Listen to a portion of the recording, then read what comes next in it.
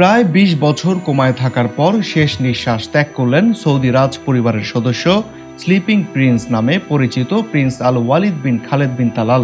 ২০০৫ সালে মাত্র ১৫ বছর বয়সে এক মর্মান্তিক সড়ক দুর্ঘটনায় মাথায় মারাত্মক আঘাত পান তিনি।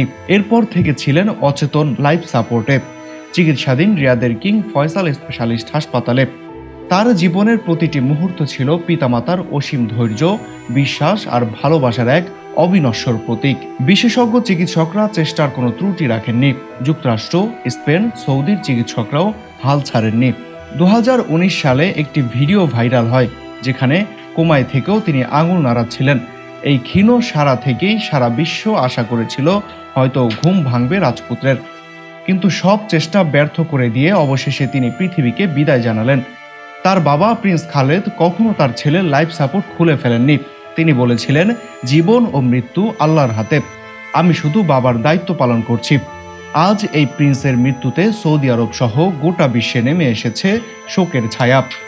স্লিপিং প্রিন্স এখন সামাজিক যোগাযোগ মাধ্যমে এক ভালোবাসার প্রতীক। সালাম ও শ্রদ্ধা জানাই সেই পিতাকে, সেই পরিবারকে যারা ২ দশক ধরে আশা আঁকড়ে রেখেছিলেন। Mahadi Hasan BN, people voice television, Dhaka.